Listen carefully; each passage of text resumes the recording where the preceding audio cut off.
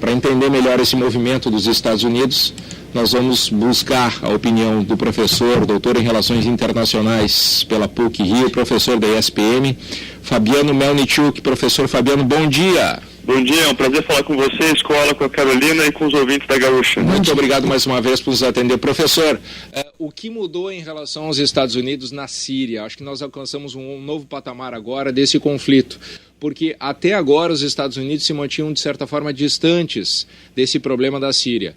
Um fator determinante para que os Estados Unidos apertassem o botão vermelho foi o que aconteceu nessa semana, com mais uma vez imagens de civis, crianças agonizando por causa do uso de armas químicas. Qual é o seu entendimento sobre o que está acontecendo agora na Síria? Olha, escola, é uma atitude que realmente deixou os analistas internacionais bastante perplexos, né, pela velocidade com que tudo aconteceu. Nós tivemos, de fato, esse ataque com armas químicas. Ainda não há certeza e não tem nenhuma comissão internacional que tenha chegado à conclusão de quem foi o responsável pelo ataque. Mas as imagens foram chocantes de crianças, né, agonizando, e por conta dessas imagens o presidente dos Estados Unidos, Donald Trump, mudou a postura que ele tinha em relação ao Bashar al-Assad. Na verdade, o Trump havia afirmado um dia antes dos ataques químicos que uma transição na Síria dependia da permanência do Assad no poder, e depois dos ataques ele mudou e agora a intenção dos Estados Unidos é de limitar esse tipo de violência que os Estados Unidos estão, né, responsabilizando o governo da Síria. Tem alguns fatores, eu acho, que vão nos ajudar a entender esse processo tão rápido, né? Primeiro, um problema crescente de ordem interna do Trump, por conta das investigações que relacionam a equipe de governo do Trump com os russos antes do processo eleitoral, durante o processo eleitoral, antes do Trump chegar ao poder na Casa Branca.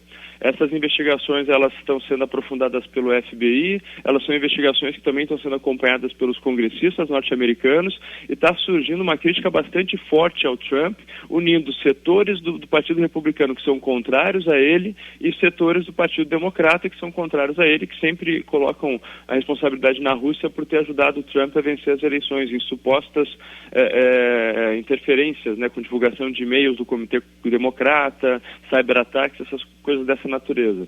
Então nós temos primeiro esse clima que o tempo está fechando para o Trump dentro da política interna norte-americana.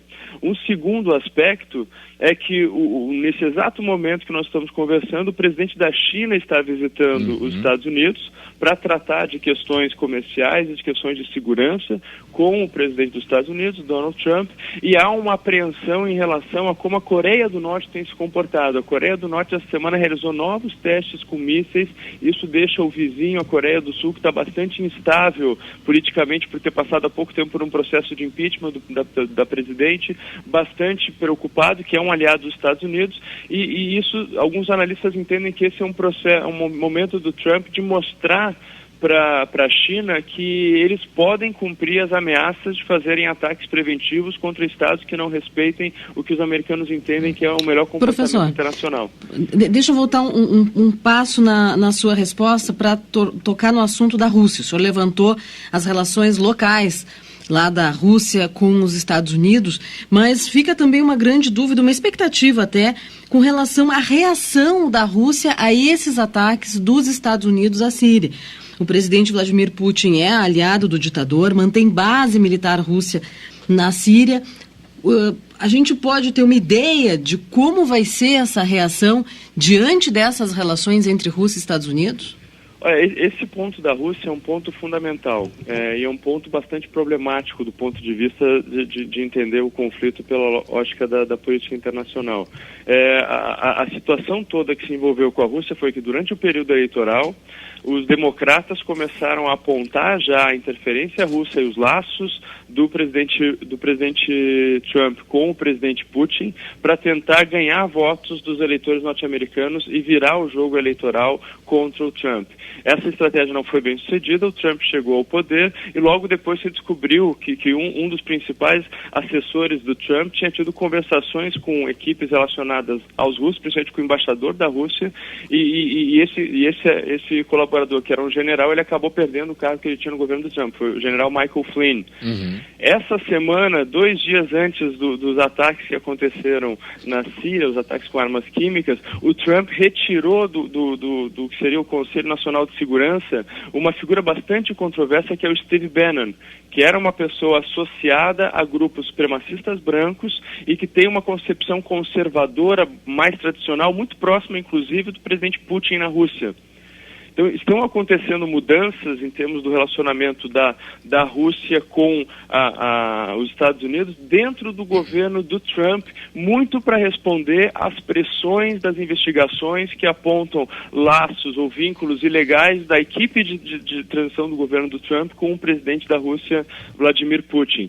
Uma coisa também que é bastante interessante perceber é que o Trump, agindo dessa forma, tão rápida, né, a partir de um dia tem um ataque, no outro dia ele já age, ele demarca uma fronteira muito clara entre ele sendo o presidente que promete intervenções militares e cumpre, e o presidente Obama, que era o presidente anterior, que em determinado momento em 2013, sobre a guerra da Síria, prometeu que iria fazer ações militares porque o governo do Assad teria usado supostamente armas químicas também, a mesma situação, só que ele não foi capaz de implementar esses ataques, e naquela ocasião, em 2013, os russos negociaram com o governo do Assad e com as Nações Unidas e retiraram todo o arsenal químico da Síria do território sírio.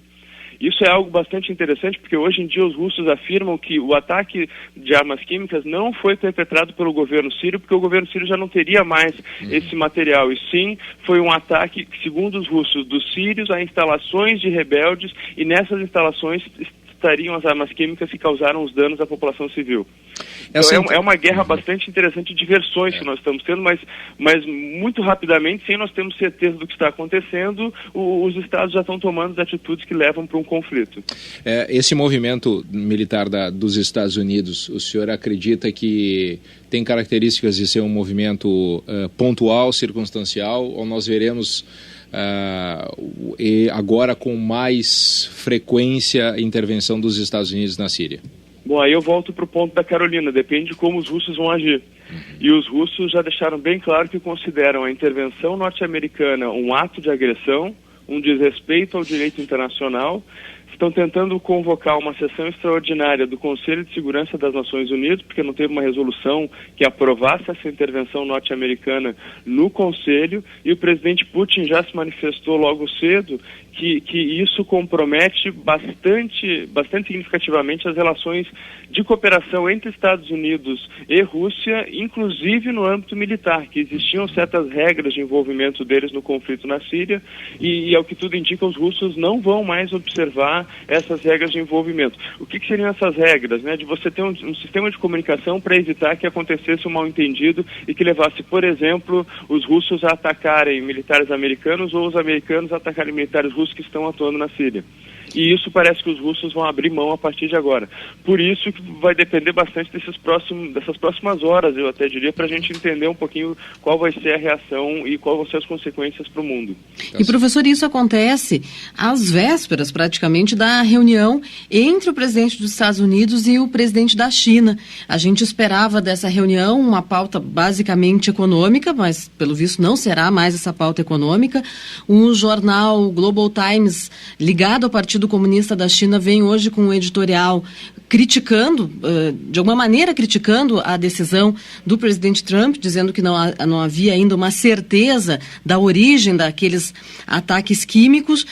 Como ficam as relações entre Estados Unidos e China, relações que repercutem no mundo inteiro, diante desse ataque e da cobrança que vai ter em cima da China pelas suas relações também com a Coreia do Norte? Pois é, na verdade, como eu havia mencionado, o timing dessa intervenção, ele é um timing que combina perfeitamente com a visita do presidente chinês aos Estados Unidos, e é um recado claro que o Washington está mandando para os chineses. Se os chineses não resolverem o problema da Coreia do Norte, que insiste em desrespeitar resoluções internacionais, né, a favor do desarmamento nuclear da Coreia do Norte, os americanos vão prometer e vão cumprir uma intervenção na Coreia do Norte. E isso causaria um problema bastante significativo na Península da Coreia, inclusive com fluxos de refugiados para a China e com o envolvimento da Coreia do Sul. E os chineses não querem esse tipo de problema próximo do seu território. É nesse sentido que eu acho que os chineses viram com maus olhos essa intervenção, porque sinaliza que os americanos estão dando um recado para a China pelo uso da força. E os chineses não gostam desse tipo de conversa. Inclusive, há alguns meses atrás, durante já o governo do Trump, ocorreram algumas manifestações que eram contrárias aos interesses chineses no Mar da China, e os chineses, alguns membros da imprensa, né, vinculados ao Partido Comunista, começaram a aventar a possibilidade de que a China não se furtaria de ir para uma guerra para defender as suas possessões territoriais no sudeste da Ásia. Professor Fabiano Mielnicziuk, olha, muito obrigado mais uma vez por atender a Rádio Gaúcha. E um bom dia para o senhor. Muito obrigado, Escola. Um bom dia a todos. Muito obrigado. Professor Fabiano Mielnicziuk, professor da ESPM, doutor em Relações Internacionais pela PUC do Rio de Janeiro.